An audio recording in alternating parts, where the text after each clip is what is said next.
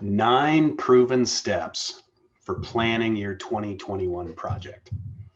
So 2020 had storms, fires, COVID, price increases, riots, no work orders. Wow, it is amazing we got anything done. But in actuality, it was actually a really busy season. So let's recap some of the highlights. According to the National Association of Home Builders, last year between April and August, we saw an 80% lumber price increase.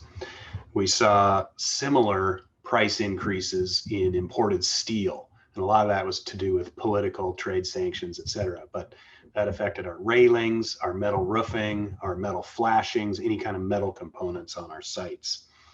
So that price increase in price inflation index drove about a 45-degree angle on the bar chart between 2012 and 2020. It's a very straight line.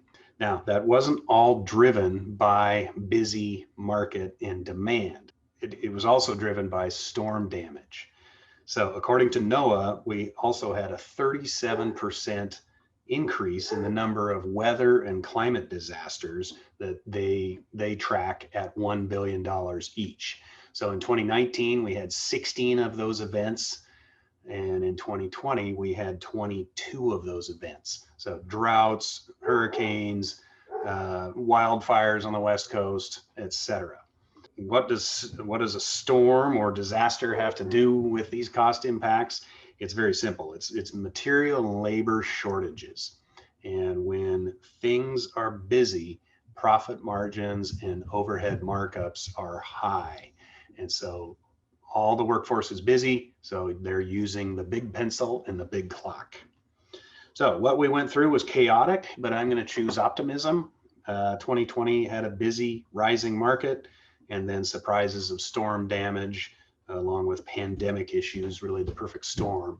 So let's hope the pandemic is behind us and we can just deal with the storms.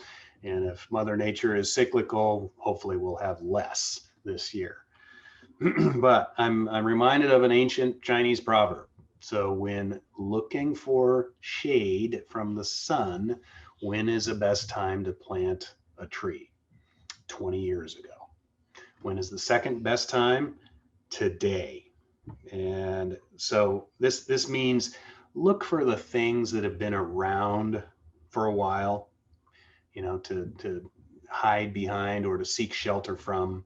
And if they aren't there, you know what to do to better your future. So when we're looking for shelter or protection from the storm or chaos, look for those best practices that have been in place for a long time. But if you don't have them, here's what they are, and here's how you can implement them now. So as far as predicting the future, my crystal ball is just as cloudy as yours, but I'm going to be optimistic. I do know we are in a busy market and real estate values continue to go up and construction demand is real. But I also know that the big bad wolf comes in a variety of names. Comes in a subprime mortgage meltdown name, a COVID virus name, no work orders, 80% price increases, etc. Bottom line, there's always going to be big storms and events that we need to protect ourselves against from them knocking the power out or blowing our proverbial house down. So how do we get ready for repairs in 2021? Here's 9 best practices that don't change with the times. It doesn't matter what the weather is, and it doesn't even matter if Twitter has suspended your account. So the first thing is learn from your past. Look around you. So our markets are still on an upswing. We are in a busy construction cycle. Even our suburbs have tower cranes set up in them. I don't see that trend going down for a while. We're still going to have a busy construction cycle and hopefully a rising real estate market cycle or market values. So things don't appear to be cooling off. B, let's consider some of that additional insurance. 2020 taught us there's some additional risks out there. And oftentimes in our repair projects, we rely on the existing building's insurance policy as enough.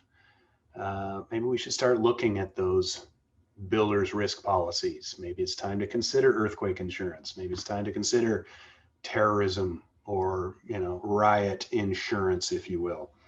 But talk to your agent. Having a good insurance agent on your team is very important.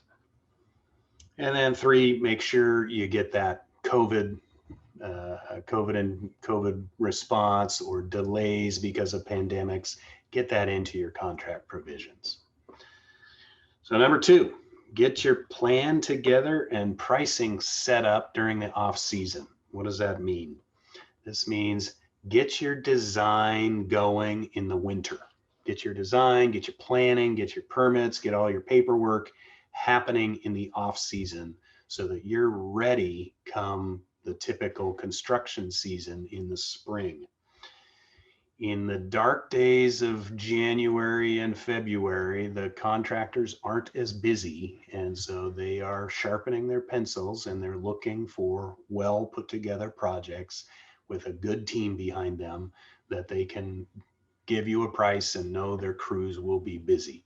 So the pricing is typically better if you can get on that in the early spring rather than asking for it in the busy summer construction season. And then it just gets your project ready to launch when you can. So number 3, don't skimp on the ingredients, meaning use the right stuff. Don't go overboard, but don't undercut either. And meaning low bid is not best bid. So don't be misled or bullied into low bid. Working with a stressed contractor is no fun. They will find a way to make it up or give you a bad experience. So watch out. Just use good ingredients for that recipe and you'll be much happier with the meal. Number 4, do your due diligence. And what I mean by that is get multiple bids, interview folks, get references. It is so easy in today's online world to watch a video or to see a Google reference list or to get people on a Zoom video and get to know them, get a chemistry with them. Do your due diligence. Don't just trust somebody else to do it for you. Do a little digging. A good project requires some homework. And along with that, number 5, don't abdicate your responsibility. So just because your community manager says they will do this for you, or you can hire a consultant to do it for you, follow along. Get in the front seat, go along with them, see the projects, visit their offices, talk to their team, and see what's happening. Don't abdicate your responsibility. Stay involved. So number 6, stay with the proven contract bodies and have your lawyer review them for you. And what I mean is the American Institute of Architects, the AIA contract bodies. Be careful or pay attention to signing the contractor's own contract. It was likely written by their attorney to benefit them, not to benefit you. So use a good contract body and pay a little bit for your homeowners association's attorney to review it in your best interest.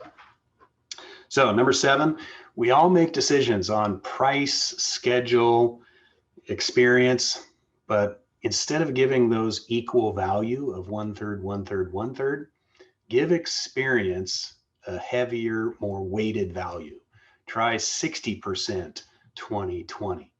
So here's what I mean. I don't know about you, but I don't want to be in the first rodeo. I don't want to be on the plane with the pilot in his first snow landing. I don't want to be on the ferry with the captain's first storm crossing. I don't want to be in trial with the attorney's first case. Okay, so weight the experience a little bit heavier. And when problems arise, there will be a seasoned, experienced voice who has seen some of this stuff, been through it before, can see what that big bad wolf looks like and say, here's how we're going to manage this. So number 8, avoid procrastinating on repairs. Okay, maintenance and repairs are action verbs. So your building doesn't heal itself. And waiting for costs to go down has been a losing strategy for the past 8 years. So remember that graph, 2012 to 2020, been a real steep thing. And I don't think 2021 is getting any cheaper. So don't procrastinate. Leave the concept of marinating or aging to steaks, wine, and cheese. So number 9, last concept is a big one. Take some time to envision what you want your community to look like. So if you know you need repairs, right now, it's probably a stressed building, a stressed community. The roof is leaking. The residents may be infighting or maybe fighting with the board. Things aren't happening fast enough. Dues are high. Units aren't selling because of the leaks.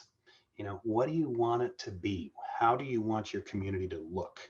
Do you want that glorified apartment complex with transient Airbnb residents? I think most of us want a happy community with a sound building and a safe and fun place to live and call home. This will make the property values go up 30% and will make it a fun place to be. So remember, King Solomon said, without a good vision, the people will perish. So you as a board member or leader of this community, you need to cast a great vision for your residents to get excited about. So to summarize, while we can't predict what 2020 is going to hit us with, we do know the big bad wolf is out there with a variety of names. So pay attention to these 9 tips we've covered above, and you will not only survive, but you will thrive in 2021. Thanks for watching.